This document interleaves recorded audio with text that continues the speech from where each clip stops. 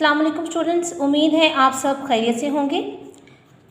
कल हमने अपने उर्दू बे के काम में इसमें मुश्तक की पहली दो अक़साम इसमें फ़ाइल और इसमें मफ़ऊल का मुताला किया था और मिसालों के ज़रिए इनका मफ़हूम वाज़ेह किया था। आज हम इसमें मुश्तक की बकिया अक़साम का मुताला करेंगे और इसके साथ इनसे मुंसलिक आज़माइश हल करेंगे। तो शुरू करते हैं। सबसे पहले हम आज पढ़ेंगे इसमें मुश्तक की तीसरी किस्म, इसमें हासिल मस्दर। इसमें हासिल मस्दर वो इस्म जो मस्दर ना हो लेकिन मस्दर की किसी हालत को ज़ाहिर करे, जैसे सजाना से सजावट, थकना से थकावट, महकना से महक और रुकना से रुकावट वगैरह। यानी कि इसमें हासिल मस्दर जो है वो हमारे पास मस्दर से कायदों के ज़रिए से ही हासिल होता है और इसमें मस्दरी मायने पाए जाते हैं। इसके बनाने का कायदा देखिए। उर्दू में मस्दर के आखिरी ना हटाने से इसमें हासिल मस्दर बन जाता है।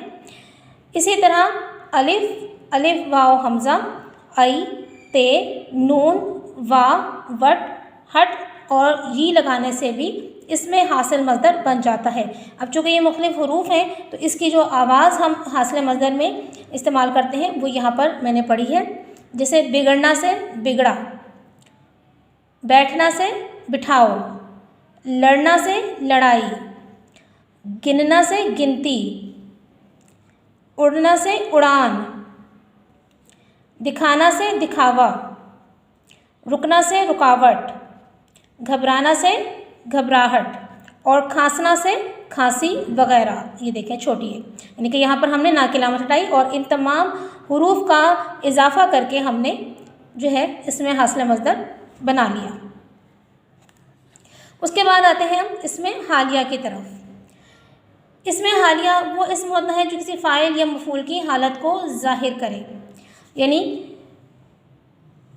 मौजूदा जो उसकी हालत है, जिस हालत में वो हमारे सामने है, उस हालत को ज़ाहिर करने वाले इस्म को इसमें हालिया कहा जाता है। जैसे रोते रोते, मुस्कुराता हुआ, चीखते हुए, टहलती हुई वगैरह। यहाँ है बनाने का कायदा। उर्दू में मस्दर की अलामत ना हटाकर ता, ती, ते और इसके बाद हुआ, हुई बढ़ाने से इसमें हालिया बन जाता है।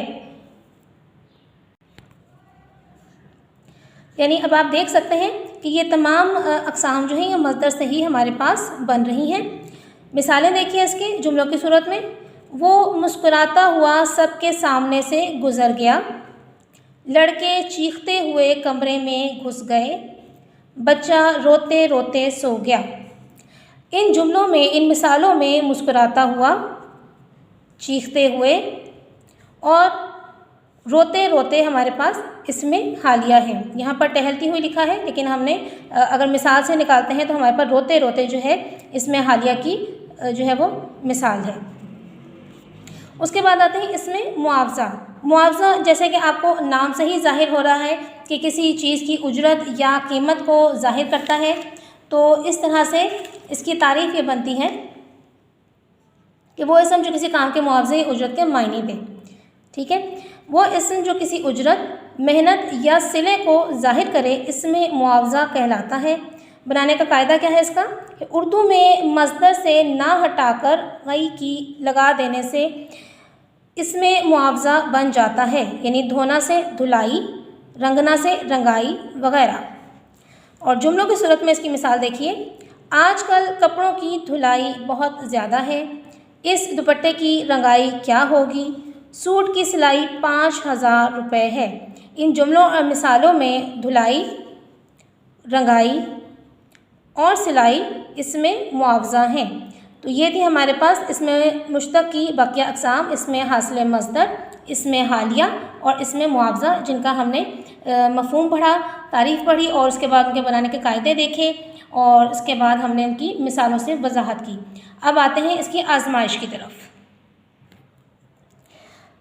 हिंदीले दब के सफ़ा नंबर 28 में ये आज़माइश है जिसमें से कुछ सवालात मैंने हल किए हैं और कुछ आपकी जो है समझ के मुताबिक आपने हल करने हैं, ताकि पूरी तरह से मालूम हो सके कि आपको सबक किस हद तक समझ आया है। तो इसमें पहला सवाल है हमारे पास आज़माइश का, इसमें मुश्तक की कितनी अक़साम हैं।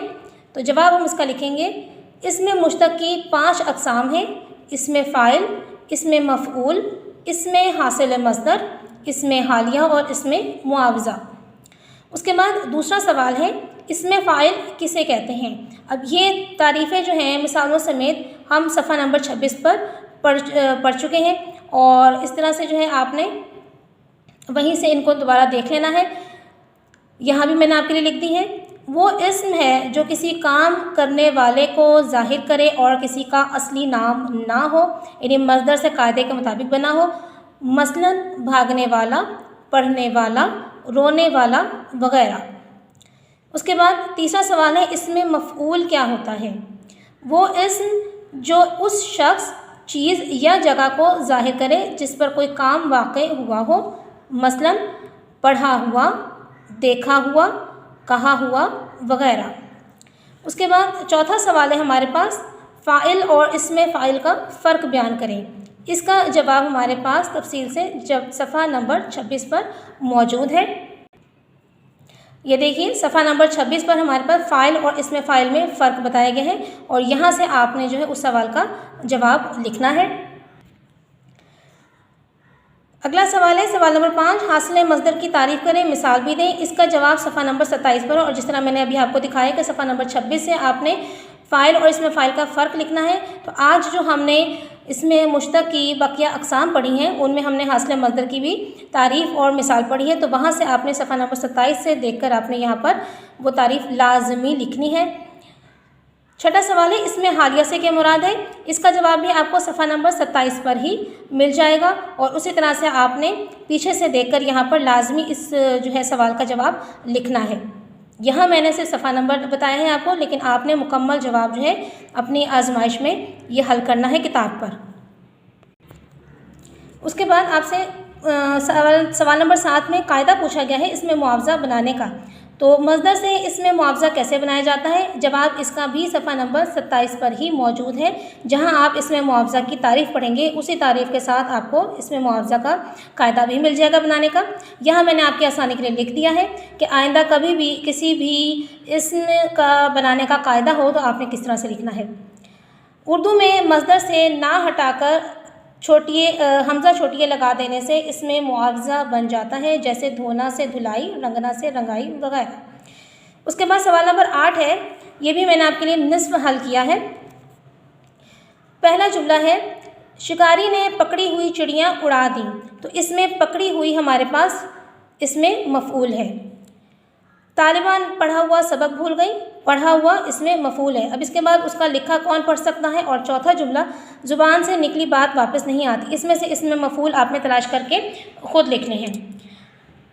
اگلا سوال نمبر 9 ہے ہمارے پاس، دیے گئے جملوں میں سے اس میں حالیہ الگ کریں۔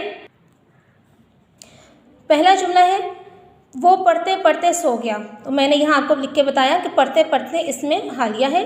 زاہد بھاگتا ہوا گھر پہنچا، اس میں بھاگتا ہوا اس میں حالیہ ہے، اور باقی یہ 2 جملے آپ نے خود حل کرنے ہیں۔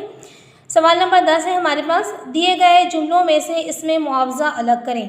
پہلا جملہ ہے گندم کی کٹائی شروع ہو گئی ہے، کٹائی اس میں معاوضہ۔ دوسرا جملہ ہے گرم سوٹ کی سلائی کیا لوگے، سلائی اس میں معاوضہ۔ دیگ کی پکائی یا پکوائی 1000 روپے ہے، تو پکائی یا پکوائی جو ہے اس میں معاوضہ ہے۔ اور اسی طرح سے آخری جملہ ہے ہمارے پاس، یہاں گندم کی پسوائی کم ہے، تو لفظ پسوائی جو ہے وہ اس میں معاوضہ ہے۔ تو یہ تھا ہمارا آج کا سبق۔ آپ لوگوں نے اچھی طرح سے اس پورے سبق کو یاد کرنا ہے۔ صفحہ نمبر 27 سے لے کر 29 تک آپ نے یاد کرنا ہے، آزمائش حل بھی کرنی ہے اور آپ نے یاد بھی کرنی ہے۔ تو جن سوالات کے میں نے صرف صفحہ نمبر لکھے ہیں وہاں پر آپ نے خود سے جواب بھی لازمی لکھنے ہیں پیچھے کتاب کے صفحے سے دیکھ کر۔ اگلے سبق تک کے لیے اجازت دیجیے، اللہ حافظ۔